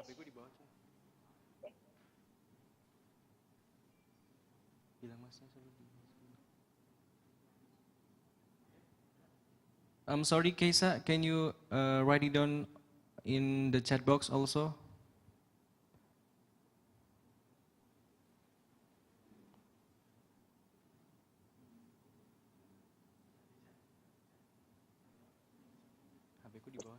I already typed in the chat box. Di skip dulu mas. Sekiranya diubah dulu. Bilang Mas Aris. Mas Aris. Mas Aris.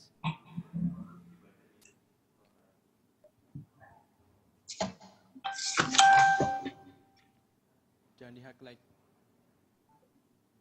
Gak kelihatan mas, merah mas. Gak kelihatan.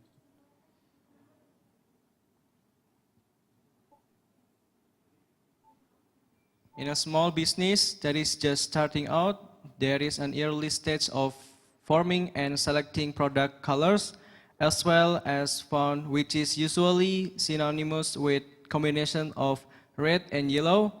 The question is, it's possible to change the color of product to usually being a symbol of something or business in order to different and make something new? And this question refer to Mr. Bagus.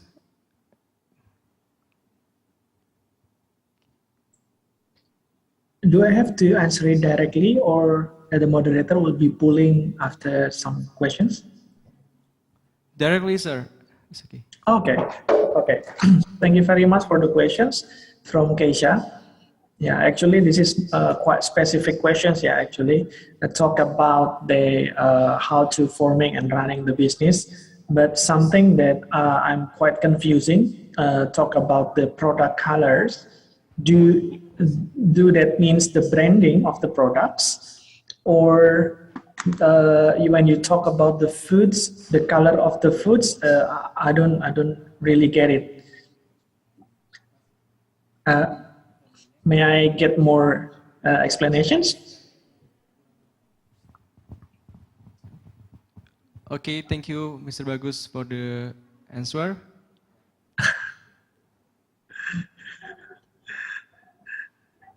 Okay. Actually, I need more additional explanations from the students who raised the questions regarding the red and yellow color of the products. But okay, I will assume this is a kind of packagings of the products. So when we talk about the packagings of the products due to the pandemics, yeah, there are some situations that the business should compete with the how to attract the customer in the pandemic situations, because they have some limitations about their spending and purchasing powers. So they will spend with the most important one or the top priorities of foods, for example. And actually, when we talk about the branding and the color branding, there's some message that should be delivered to the customers, and then choosing the right color or brands of the products perhaps will create the intentions to buy from the customers. Yeah, that is the challenge to get the sales and then survive. Perhaps they have to create the new products with the new appearance or with the new color brands. It exists and it happens. Some of the small medium enterprise did that. Yeah, the point is how to create the business, keep survive from getting the sales. So I think that's my my answers for Keisha questions. Thank you. Okay, thank you for the answer, Mr. Bagus. There is another one to ask, Muhammad Kaneh. Okay. Yeah. All right. Can you hear me? Okay, you can speak right now. Okay. Assalamualaikum warahmatullahi wabarakatuh. Waalaikumsalam warahmatullahi wabarakatuh. Okay. I would like to appreciate all of the presenter, our lecturers. You quite explain something better for us to understand as a future leaders. So I found it interesting, you know, especially the first speaker, Mr. Arif Rahman. You know, I'm sorry, I was 10 minutes late, so I don't know what I explained the issue before. So you was really talking about the lesson learned during the coronavirus, right? So especially you talk about something that concerned about the employment. You know, before coronavirus, many businesses found it very difficult and very challenging. Some of the businesses did not really take remote jobs seriously. So, but when the coronavirus came, coronavirus brought up issue that opened opportunity to many employees doing their remote jobs at home, at other places. So after we faced so many challenges in the coronavirus during the corona period, so my question is, what can the businesses do after the coronavirus? What can we do in terms of the productivity? In terms of the productivity and the economic aspect, and then in terms of the employment? Because we know after the coronavirus, there's a phase coming up and it's going to change the employment system. So what can the companies do to boost their productivity in terms of the employment? Yes.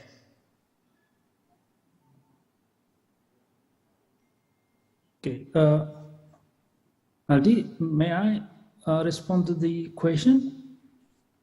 Okay, yes, please, sir.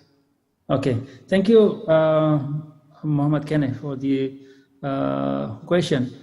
Yes, I raised a discussion about the relationship between the employer and the employees. During the pandemic, the awareness to maintain the health, physical health, and also psychological well-being of our employees arise, yeah?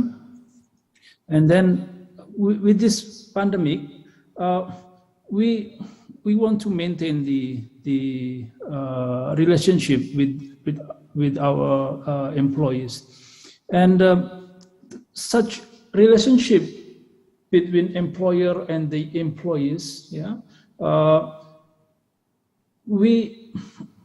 The awareness of the employers that we need the employees, yeah, and we should maintain our relationship with the employees. Yeah, we should keep our employees in a healthy condition and also in the psychological well-being, in the good psychological well-being. So, in that term, the awareness of the employer, the awareness of the employers are important. Yeah. And in this era after the pandemic, I believe that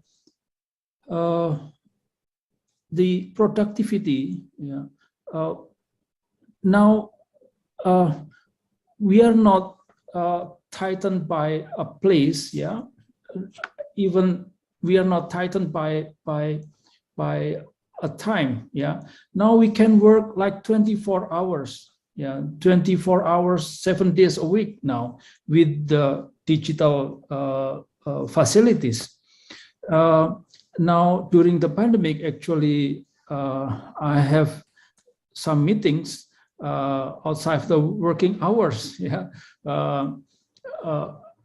At night, for example, and sometimes I have discussion with my partners, not just in Jogja but also in some other places, in using the digital facilities.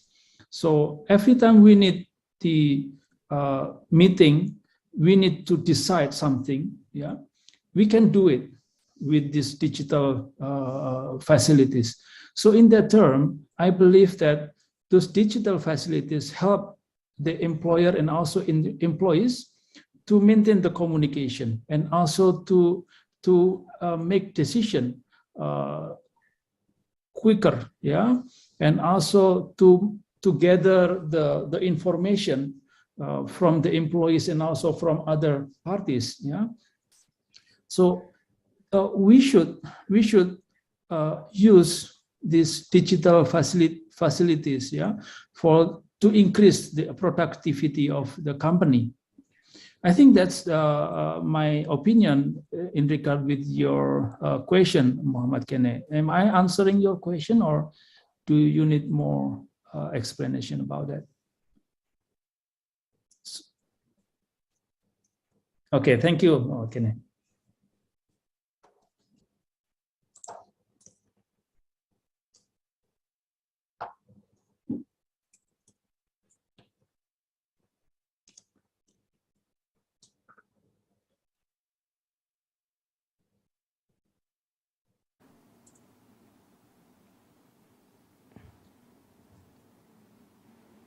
Mita, and the question is, Indonesia mostly well known as the biggest, it's for Mr. Priyonggo, and Indonesia mostly well known as the biggest Islamic country, and Islamic finance support mostly Indonesian MSME through the COVID pandemic.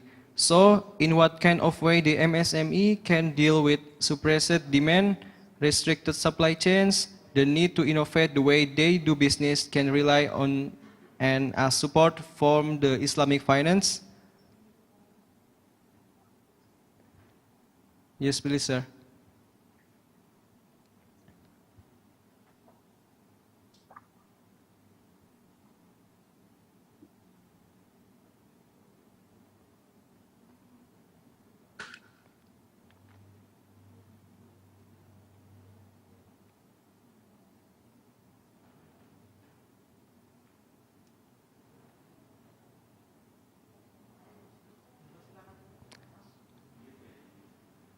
I'm sorry, mister, we can't hear your voice.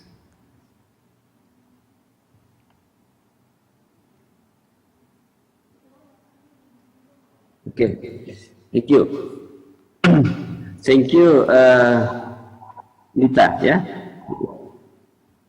Regarding to how to encourage micro, small, and medium enterprises to recover during the COVID-19, one of the main obstacles for the MSE is the first is on the capital buffer.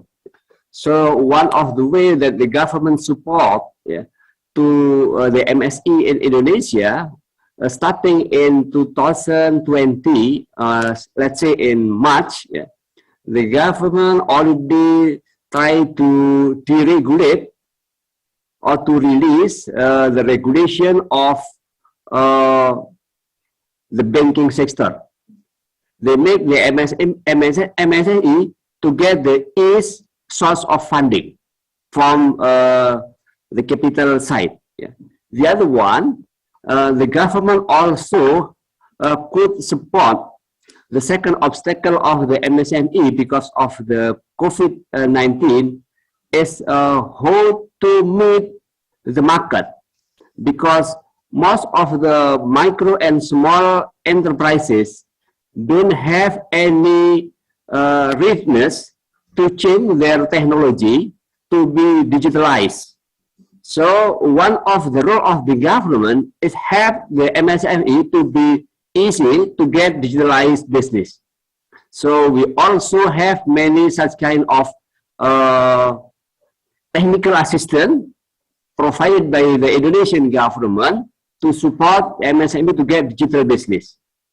The third one, especially in terms of Islamic economy and finance, Indonesian government also already support to increase the social source of fund that already conducted by not only philanthropist individual, but we also develop such as Wakaf Peace Bank to help the MSME to get recover from their business. This two main important things that all can be supported by the government in terms of supply side and demand side.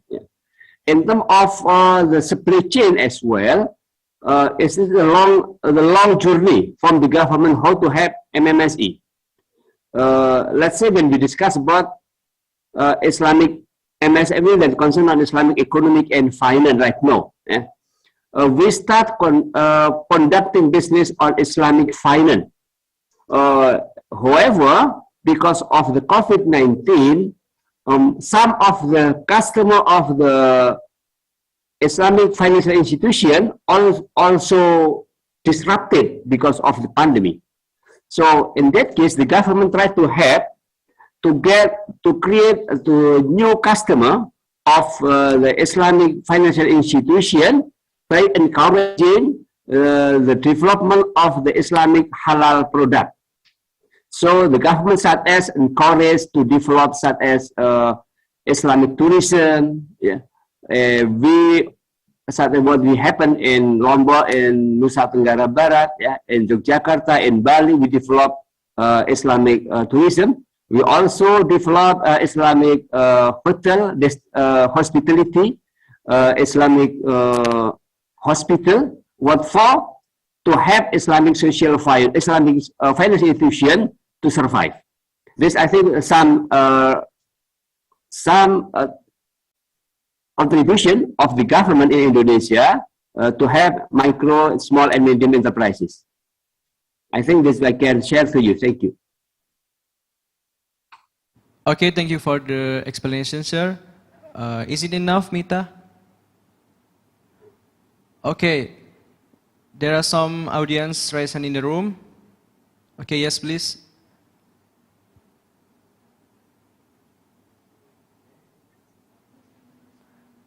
Okay, for Randy Marcelno, just speak up. Okay, I want to ask to Mr. Arif Rahman, but it's better if Mr. Bagus or Mr. Priyonggo answer my question too. So, given that corporate governance is one of the hottest topics, and also for several majors in some university, it also becomes a subject that we learn. Also in our university, I learned corporate governance as a major, especially in the aftermath of the financial crisis.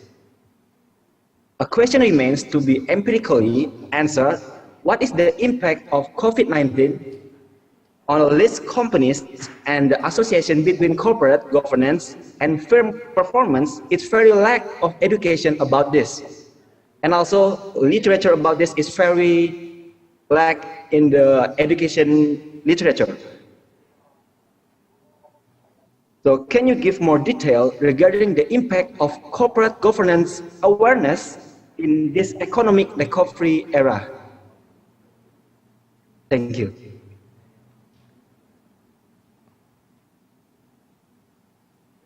Okay, for Mr. Arif. Okay, thank you, Aldi, and also thank you, Randy, for the question. I'd like to respond to the question.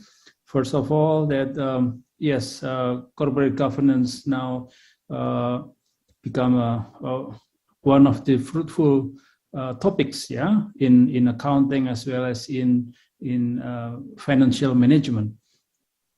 after the pandemic, when we experience a new business process in some aspects, in some businesses, with the digitalization, with the new relationship between employer and employees, between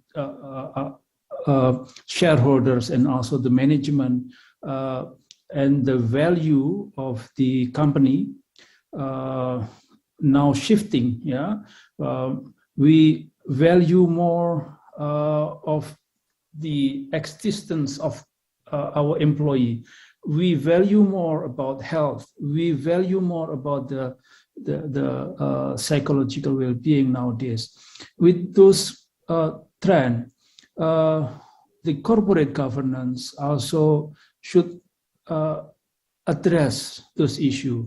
I mean, in the issue of digitalization, in some companies, in government, in education sector, in business sector, and so on, with the new business process, the corporate governance also should adjust with the new process business. I mean, how do the components of corporate governance, like the oversight bodies in companies, like the internal auditors, internal controller, and also the management, the commissioner, and so on and so forth, should also pay attention in those issues. How should we prevent the company from new kind of fraud? With those digitalization, the new fraud is coming. And how should the internal auditors, internal controller equip their staff with the new knowledge of digitalization? They should adjust with those issues. And also, the environment, also the sustainability. Now, the awareness of the issue about this, the sustainability now increased. So the corporate governance also cover the issue of the sustainability. It's not just sustainability of the company, but also sustainability of the stakeholders in broad term. So we should maintain the relationship with our customer, with our vendors, with other stakeholders in the governance. So if we talk about the corporate governance, it is a broad term, not just inward-looking the company, but also the outward-looking of the stakeholders of the company. So as I mentioned before, that after the pandemic, we maintain the relationship with those stakeholders closer. So I think that's the specific issue in the corporate governance, and I believe that by maintaining those issues, maintaining those relationship, we maintain the performance of the company. I think that's my response, Aldi, and also Randy Marcelino. I hope that I'm answering your question. Okay, thank you for the answer, Mr. Arif. Maybe Mr. Bagus or Mr. Priyonggo can add some answer, maybe it related with the topic that I already explained before. Perhaps Mr. Priyonggo first, as the senior one. From the perspective of micro, I'm the micro one. Yes, thank you. Because the question related to the micro perspective about the business, I just have a little bit information related to the concern of the corporate governance on financial institution. Maybe some information about that. That corporate governance is not the new issues, but after COVID-19, it's become more people concerned on the role of corporate governance. However, when we have looked at the research conducted by many academicians, relationship between the corporate governance and the performance of the institution, especially most of the corporate governance more focused on economic or financial performance of the companies. It's mean if we try to relate let's say, the recent issue that many listed companies already concerned on economic, environment, and social indicator, as we call as ESG, is still questionable whether the corporate governance have the great impact on this performance itself, because it could be the most concern of the stakeholder of the companies still focus on the economic or financial performance itself. So my answer basically just inviting all of you or the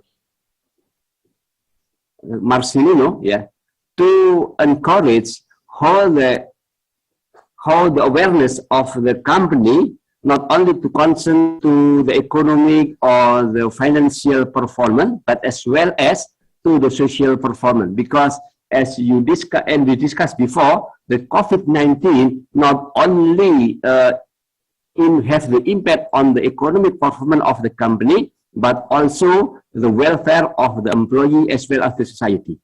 I think that something little that I can share to you. Thank you. Okay, thank you, Mr. Priyonggo. And maybe next for Mr. Bagus. Okay, I think I would like to add some more discussions about the corporate governance.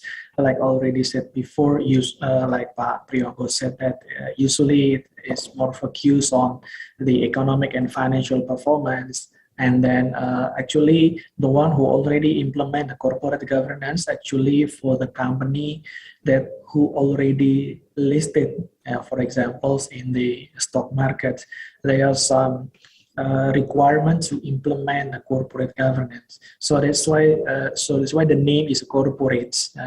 In the form of organizations, corporates focusing on the medium and the big size. But when we talk about the small, the micro, small, and mediums, we have to see from the size and the organizational form. Perhaps the governance issues on the micro and small medium enterprises is how to divide the conflict of interest due to the business owner and the employees and the sum of interest of it. So because usually in the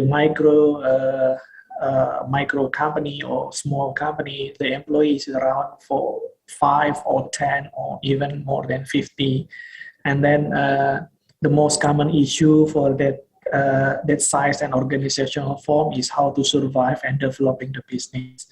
It should be become the awareness of the business owner when the what we call the family business. If the business start from the family and the sole proprietorships become bigger, and then they have to make a concern about the corporate governance, because even in Indonesia, more than 60% of the listed companies also comes from the family business. It should be become the attentions of the business owner along with the growth of the business itself. But based on the empiricals happens is usually they're focusing on survivals and then focusing on maintaining the operations. For some issues, the corporate governance still become their next plan. I think that's my additional from me. Thank you. Okay, thank you, Mr. Bagus, for the answer. We are next to the next question. Is from Nadia, right? Nadia Fitri, okay. Just ask. Okay. Yeah, we can hear you. All right, so my question for Mr. Currently, the implementation of integrated reporting is voluntary, and there are several have implemented in Indonesia. For example, pelat P5 So, in your opinion, the implementation of integrated reporting in several companies in Indonesia can be called good? Thank you so much. Okay. May I respond, Aldi? Okay, yes, please, sir. Okay. Thank you, Aldi. Thank you, Nadia, for the question. Yes, for integrated reporting for some countries, actually most of countries in the world still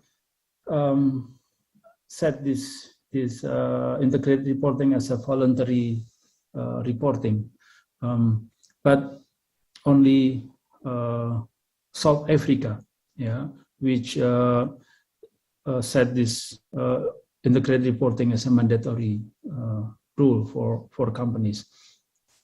Why do most of the countries in the world still in the stage of voluntary reporting for integrated reporting? Although IRR,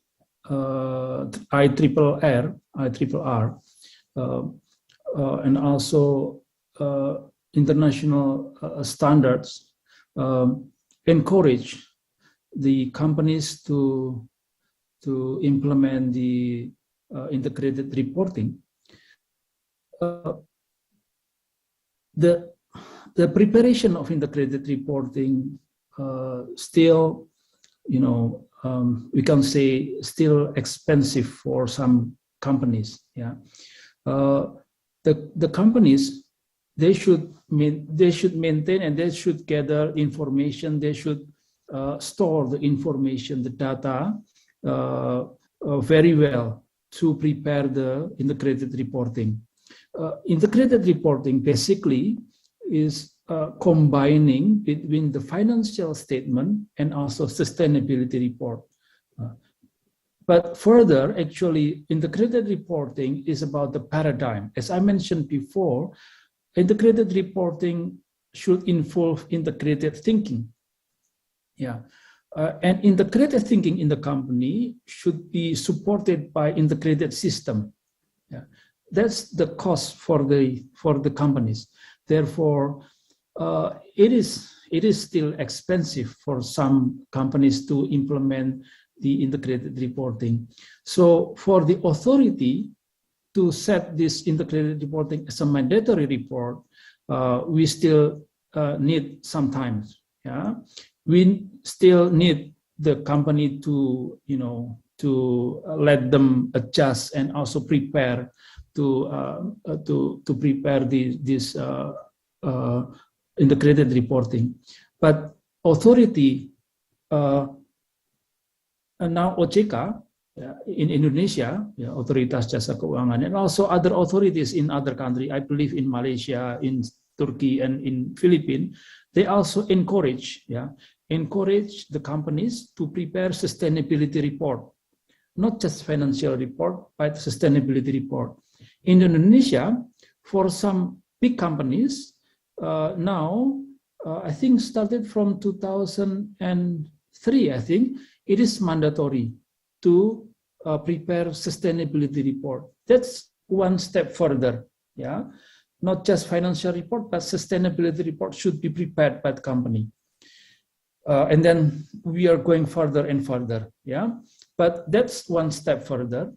It means that the companies, by preparing the sustainability report, and then they prepare the financial report, the authorities hope that then someday they combine those reports, become integrated reporting. So we are moving toward the trend to implement the integrated reporting actually, but we are now still in the stage of a voluntary report. And in my opinion, that's good. That's good because by implementing the integrated reporting, force the company to think about the sustainability. And now in Indonesia, we also impose carbon tax. Start from April. April 2022, we impose carbon tax. That's a new tax. Yeah, that's also related with the issue of environment. So those kind of issues bring companies to step closer to the integrated reporting, and I believe that integrated reporting is the future of reports. Yeah, should be prepared by the companies. I think that's my response, Nadia. Thank you very much. Okay, thank you for the clear and great explanation from Mr. Arif. And that was the last question for today's agenda. Thank you for all the speakers, to Mr. Arif, to Mr. Bagus, and Mr. Priyonggo, who has already give us their time for such an interesting general lecture session today. And that is the end of our beautiful occasion today.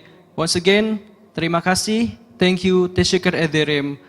Jazakumullahu khairan. Salamat. Wassalamualaikum warahmatullahi wabarakatuh. And now I would like to give back the stage to Miss Miftah.